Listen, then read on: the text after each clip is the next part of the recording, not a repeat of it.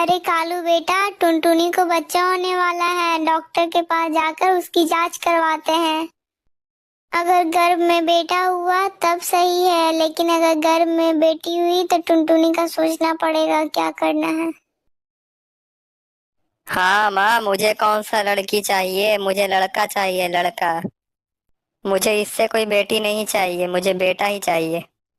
चलो डॉक्टर से पूछ ही आते हैं, इस टुनटुनी को बेटा होगा या बेटी।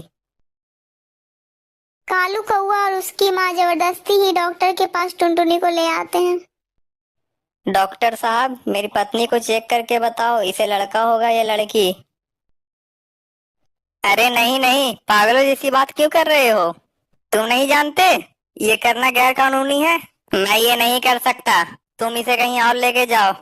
सुन डॉक्टर, मैं तुझे इज्जत से बोल रहा हूँ, मेरी बात मान ले, वरना तेरे लिए ठीक नहीं होगा।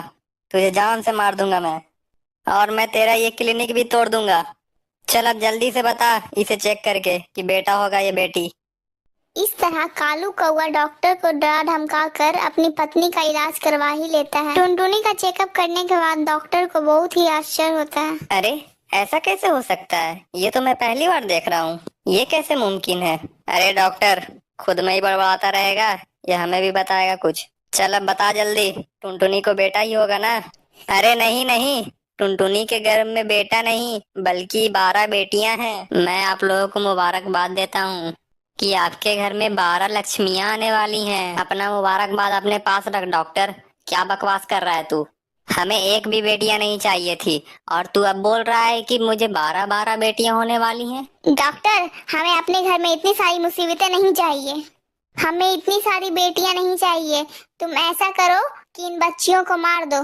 मार दो, अभी के अभी मार दो इन्हें। नहीं नहीं माँ जी, मैं पहले ही एक पाप कर चुका हूँ, अब दूसरा पाप कभी नहीं करूंगा मैं। बेहतर होगा कि आप कहीं और चले जाएं माँ जी। डॉक्टर, लगता है तू ऐसे नहीं मानेगा। रुक, मैं अभी तेरी पिटाई करता हूँ और देखता हूँ तू कैसे इन बेटियों को नहीं मारता है। तुम मुझे हाथ तो लगा के दिखाओ, फिर मैं तुम्हें बताऊंगा कि मैं क्या कर सकता हूँ। मैं पुलिस को बुला के तुम्हें जेल भेजा सकता हूँ, समझे? बेटा छोड़ो, रहने देते हैं। आप घर चलकर ही इस टुनटुनी का कुछ उपाय ढूंढेंगे। कालू कौवा मजबूरन टुनटुनी को घर ले आता है। अरे कालू बेटा, मुझे तो कुछ भी समझ में नहीं आ रहा।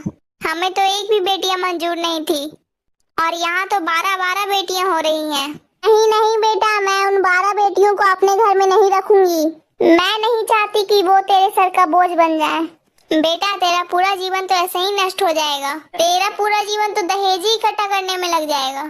तो मैंने कब कहा कि मैं इसे अपने साथ रखूंगा? मैं इसे किसी भी कीमत पे अपने साथ नहीं रखूंगा।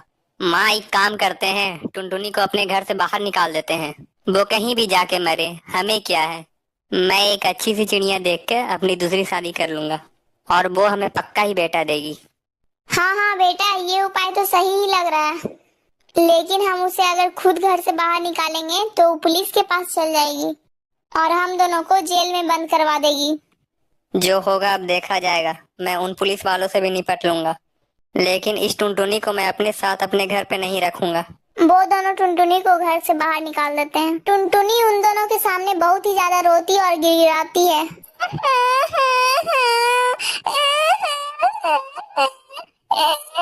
कालू जी और माँ जी, आप मुझे घर से बाहर क्यों निकाल रहे हैं? मेरी 12 बेटियां होने वाली हैं। उनका क्या होगा? मैं उन्हें कहाँ रखूंगी? ऐसा मत कीजिए, आप दोनों के अलावा मेरा इस दुनिया में कोई भी नहीं है। मेरे बारे में ना सही, कम से कम मेरी आने वाली 12 बेटियों के बारे में तो सोचिए। अरे कलमुही, तू कहीं भी जाके मर, उससे हमें क्या? हमने तुमसे पहले ही कहा था हमें लड़का चाहिए, लड़का। लेकिन नहीं, तू तो हमें 12 बेटियां देने वाली थी। माँ जी, मैं मानती हूँ कि मेरी 12 बेटियां होने वाली हैं, लेकिन इसमें तो मेरा कोई कसूर नहीं, ये तो भगवान की देन है। आपको तो खुश होना चाहिए कि आपके घर में 12 लक्ष्मियां आने वाली हैं। अरे बाहर में गई तेरी 12 लक्ष्मियां, अपनी 12 लक्ष्मियां को अपने साथ ही रख। टुनटुनी रोते हुए एक जंगल में चली जाती है और वो जंगल में जाकर एक कुएं पर बैठ जाती है। उसके पास कोई रास्ता नहीं था, इसलिए वो मरने का फैसला ले लेती है। जैसे ही वो कुएं में कूदने वाली होती है, वैसे ही टिकी चिड़िया उसे पीछे से आवाज दे देती है और वो टुनटुनी चिड़िया को रोक लेती है। अरे रुको बहन, तुम अपनी जान क्यों दे रही हो? तुम्हारे साथ क्या गलत हुआ है, मुझे बताओ। मैं तुम्हारी मदद करूंगी। क्या बताऊं बहन, मेरे पति और मेरी सास ने मुझे घर से बाहर निकाल दिया। मेरी 12 बेटियां होने वाली हैं और मेरे पास घर भी नहीं है। मैं अपनी बच्चियों को कहाँ रखूंगी, इसलिए मुझे एक ही रास्ता नजर आया। ये चिड़िया तो बहुत सारे अंडे देने वाली है। अगर मैं इसके अंडे को बेच दूंगी तो मुझे बहुत सारा पैसा मिल जाएगा। अरे तुम फिक्र मत करो बहन, तुम मेरे साथ चलो। तुम आज से मेरे घर में ही रहना। बहन तुम मुझे अपने साथ अपने घर में रखने के लिए तैयार हो? मैं तुम्हारा ये एहसान कभी नहीं भूलूंगी। इस तरह टुनटुनी चिड़िया टिकी चिड़िया के घर में रहने लगती है। कुछ दिन बाद टुनटुनी के 12 अंडे हुए। फिर एक दिन टुनटुनी घर से बाहर दाना लेने के लिए निकलती है। टिक्की बहन, मैं बाहर दाना लेने के लिए जा रही हूँ, तुम मेरे अंडों का ख्याल रखना। हाँ हाँ बहन, तुम दाना लेने के लिए बाहर चली जाओ। वैसे भी अंडों को तो अब मुझे ही देखना है। दोस्तों, आप लोग जानना चाहते हैं कि टिक्की चिड़िया ने अंडों के साथ क्या किया? तो वीडियो को लाइक और चैनल को सब्सक्राइब कर दीजिए और कमेंट करना बिल्कुल ना भूलें। और आगे की कहानी पार्ट 2 में देखिए।